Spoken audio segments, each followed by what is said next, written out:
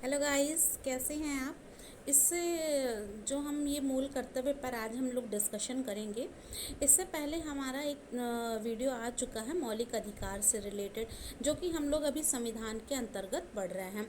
तो ये मूल कर्तव्य है जो हम शिष्ट नागरिकों के लिए होता है। हम सभी उससे बंधे होते हैं, हम सभी उसका पालन करते हैं। जो अधिकारों के उपयोग के साथ साथ संविधान में जो भी कर्तव्य का पालन करता है, वह किसी भी मानव के लिए एक सच्ची भावना और कर्तव्य जो कि परिवार के प्रति, समाज के प्रति, देश के प्रति हो के लिए जागरूक करना होता है। तो सबसे पहले हम लोग बात करते हैं कि मूल संविधान हम नागरिकों के जो संविधान में जो हम सभी नागरिकों के लिए मूल कर्तव्य है, जो कि स्वर्ण सिंह समिति के सिफारिश पर इस प्रावधान को या इस नियम को इससे जोड़ा गया। संविधान में मूल कर्तव्यों की संख्या पहले 10 थी, लेकिन उसके बाद इसकी संख्या 11 कर दी गई है। और इन मौलिक कर्तव्यों का वर्णन हमारे संविधान के भाग 4 क में है, जो कि अनुच्छेद 51 का के रूप में दिया गया है, जिसे हम लोग आर्टिकल 51A भी बोलते हैं। फिर इसके बाद 42वां संविधान संशोधन अधिनियम 1976 के द्वारा 10 मूल कर्तव्यों को, जिसके पहले जो कि बता चुके हैं कि था, उसके बाद बच्चों की शिक्षा को जोड़ते हुए इसमें एक और मौलिक कर्तव्य को जोड़ा गया, जो कि सन 2002 में ऐड किया गया। फिर अनुच्छेद 51(1) के अनुसार भारत के प्रत्येक नागरिकों का ये कर्तव्य है। तो वो कर्तव्य कौन कौन से मूल कर्तव्य हैं हम सभी के लिए, जिससे हम सभी बंधे हुए हैं और हमारे संविधान में उसका प्रावधान है। तो ये भी इम्पॉर्टेंट बात है, या एक जीके के रूप में है, कि जब संविधान का निर्माण हुआ तो उस समय मौलिक कर्तव्य नहीं थे इसमें बाद में कुछ परिस्थितियों को देखते हुए, आपसी चर्चा करते हुए फिर उसको मौलिक कर्तव्यों को इसमें जोड़ा गया। तो पहला है संविधान का पालन करें और उसके आदर्शों, संस्थाओं और जो कि राष्ट्रध्वज, हमारे देश का जो सम्मान है, राष्ट्रगान है, हम सभी नागरिक उसका पालन करें।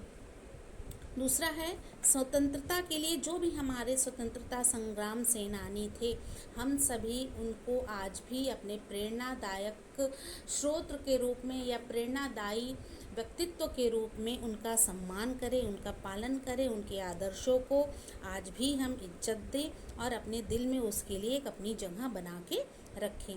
फिर है तीसरा, भारत की प्रभुता, अखंडता, एकता और जो हमारी धर्मनिरपेक्षता संबंधी एक महत्वपूर्ण, एक भारत की जान है विविधता में एकता, उसको बनाए रखना। फिर चौथा है देश मतलब हम जहाँ रह रहे हैं, हम जहाँ के निवासी हैं, हम जहाँ के नागरिक हैं, जहाँ हम सभी अपना जीवन यापन कर रहे हैं, हम सभी उसकी रक्षा करें, उस पर कोई आँच ना आने दें, इसके सम्मान के लिए लोगों को जागरूक करें और एक सकारात्मक सोच लोगों में बनाकर रखें। फिर पांचवा है देश के सभी लोगों में समरसता के मतलब हम आपस में भाईचारा, एक रूपता बना के रखें, भेदभाव ना हो और समान भ्रातृत्व की भावना का निर्माण करें। यदि हमारे आपसी भाईचारा होगा, हमारा अटूट बंधन होगा, एक दूसरे से अटूट जुड़ा होगा, तो हमारी शक्ति को कोई छीन नहीं कर सकता है।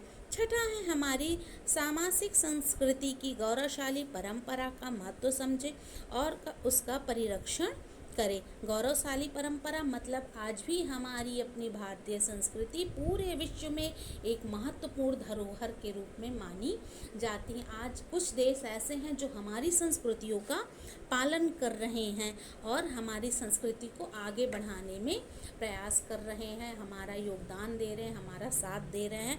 तो हम सभी नागरिकों का कर्तव्य बनता है कि हमारी जो अपनी सांस्कृतिक विरासत है, हमारी जो संस्कृति है, हमारी जो परंपराएं हैं, हम उसका संवहन करें, पालन करें और उसका हमेशा उसको आगे बढ़ाने के लिए कार्यरत रहें। फिर आगे हम लोग आते हैं प्राकृतिक पर्यावरण की रक्षा और उसका संवर्धन। अभी इसके पहले एक आया ना कि हम सभी अपने देश की रक्षा करें। उस देश की रक्षा में हमारा पर्यावरण छुपा हुआ है। जिस पर्यावरण में, जिस हम प्राकृतिक दृश्य में अपना जीवन व्यतीत कर रहे हैं, हम उसकी रक्षा करें और उसको निरंतर उस पर्यावरण को अच्छा और स्वस्थ बनाने में अपना योगदान दें।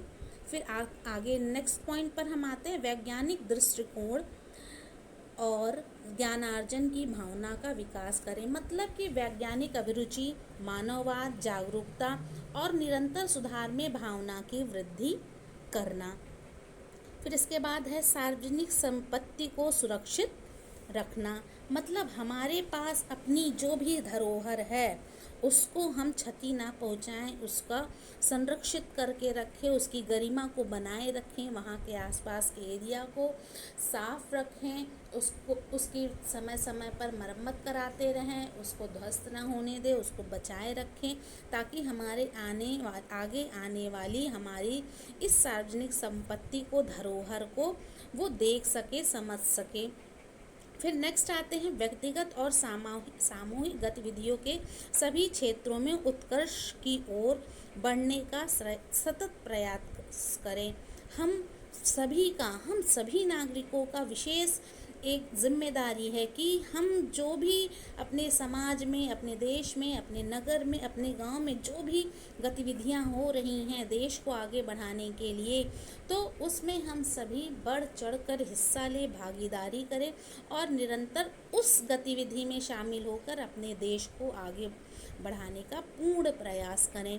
फिर है 6 वर्ष की आयु से 14 वर्ष की आयु तक के बच्चों या प्रतिपाल्यों के माता पिता या संरक्षक जैसा भी मामला, उन्हें शिक्षा का अवसर प्रदान करें। मतलब 2002 के संविधान संशोधन द्वारा शिक्षा का अधिकार प्रभावी हो गया और इसके अनुसार प्रत्येक माता पिता या जो भी बच्चे का संरक्षक है वह उसका उत्तरदायित्व है, उसकी जिम्मेदारी के अपने बच्चों को 6 से 14 वर्ष की आयु के बीच शिक्षा के सुअवसर दें, उसके विकास का, शैक्षणिक विकास के लिए, उसके मानसिक विकास के लिए विभिन्न सुविधाओं को बढ़ाएं।